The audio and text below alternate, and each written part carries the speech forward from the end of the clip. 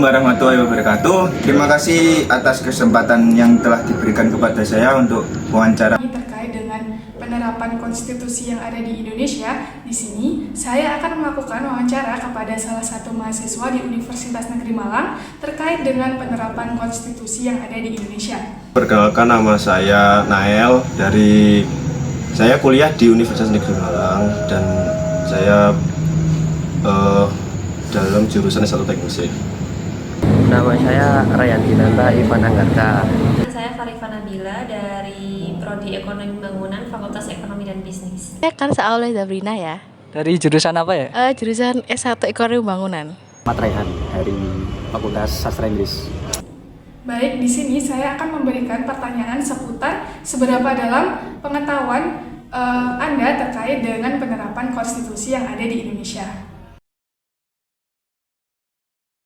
Yang pertama itu saya ingin mengetahui bagaimana pemahaman Masnya itu mengenai peran konstitusi dalam sistem ketatanegaraan di Indonesia.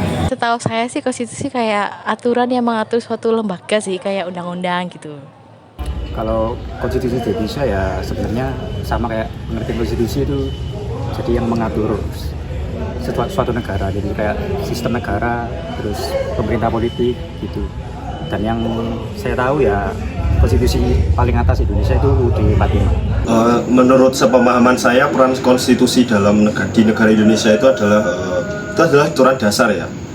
Aturan dasar negara untuk mengatur kekuasaan, hak warga, dan juga untuk menjalankan untuk menjadi panduan negara untuk menjalani pemerintahan seperti itu.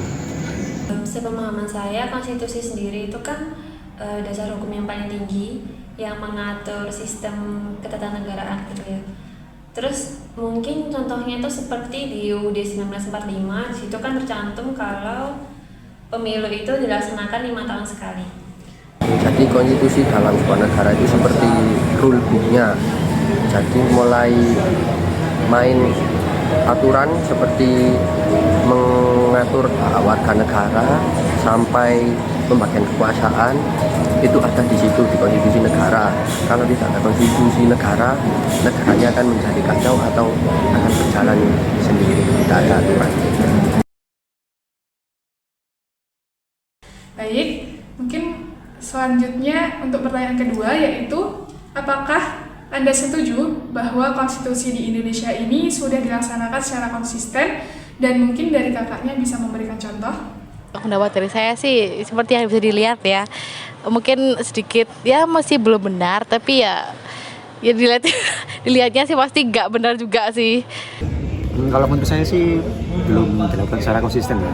Kayak, ya kalau kayak yang di kasus kemarin yang RUU TNI itu banyak penyimpangan dari konstitusi yang di teks itu bagus tapi pelaksanaannya menyimpang jauh gitu, yang merugikan banyak pihak. Jujur kalau saya masih belum konsisten Pak. Misalnya seperti tentang kebebasan berpendapat di media sosial banyak yang tertangkap gara-gara berpendapat, tapi konstitusi jelas-jelas masih bisa menjamin kebebasan berpendapat. Jadi ada perbedaan antara aturan tertulis di kertas dengan di lapangan. Menurut saya belum dilakukan secara konsisten ya. Secara dari contohnya dari kasus yang kemarin, MK itu memutuskan untuk mengubah sistem dari Aturan mungkin? aturan dari persyaratan presiden dan wakil presiden agar salah satu calon bisa maju. Menurut saya itu untuk konsisten atau belum konsisten itu ini ya, apa namanya, 50-50. Jadi sudah banyak perubahan, akan tetapi pelaksananya itu masih belum konsisten gitu loh. Jadi kadang masih ada ketimpangan kekuasaan dan juga masih ada pelanggaran HAM gitu. Bagaimana pendapat kakaknya tentang kebebasan berpendapat sendiri di era digital di Indonesia saat ini? Kalau di era digital ini belum sih, jadi kayak ada orang yang sedikit-sedikit mengutarakan opininya, tapi kayak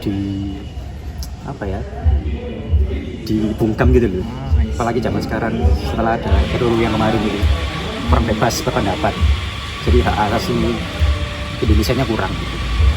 Untuk sudah tercapainya mungkin untuk di era sekarang itu lebih bebas ya Mas di dunia digital, tapi masih dibatasi aturan kayak seperti undang-undang ITE dan juga risiko diskriminalisasi gitu. Sebetulnya sekarang sudah lebih luas ya, Pak. Karena sekarang kita bisa berpendapat melalui internet atau media sosial, tapi ya gitu masih ada rasa was-was, soalnya berpendapat jujur atau berkritik bisa dipolisikan. Jadi menurut saya, jadi aturannya itu belum jelas gitu loh Pak. Jadi menurut saya masih belum bebas sebelum. Kalau di Indonesia sendiri, menurut saya kebebasan berpendapat di dalam media sosial itu belum sepenuhnya aman sih.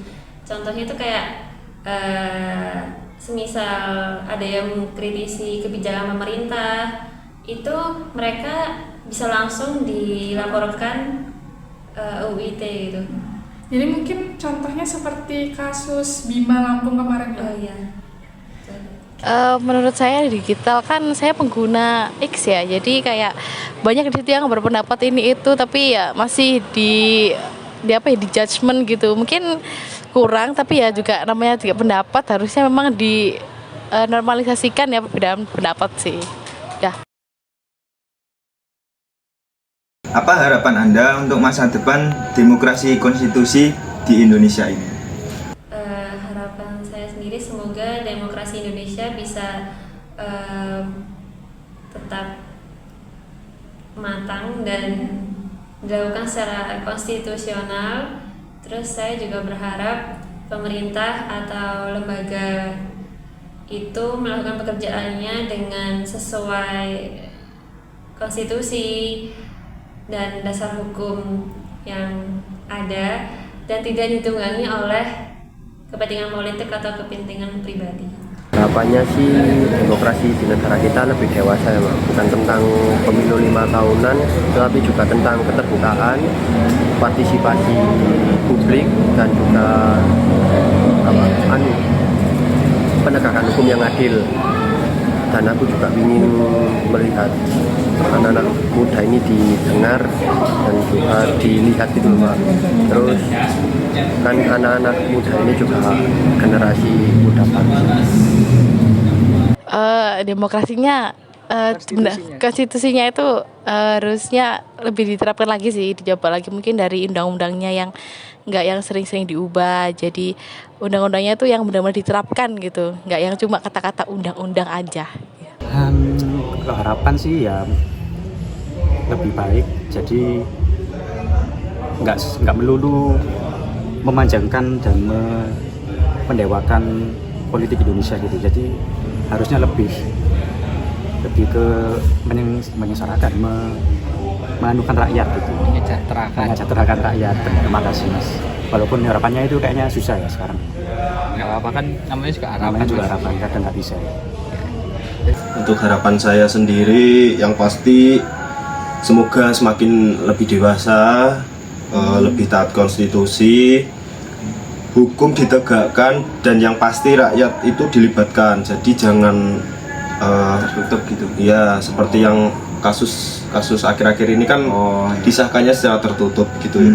Baik. Dan juga semoga untuk ya meskipun susah, semoga lebih adil lah untuk bertanya. Oh, baik Mas. Baik, mungkin sudah cukup untuk pertanyaan hari ini, dan saya harap semoga harapan dari kakak dan kita semua untuk Indonesia ini bisa tercapai, dan semoga Indonesia dapat menjadi lebih baik ke depannya.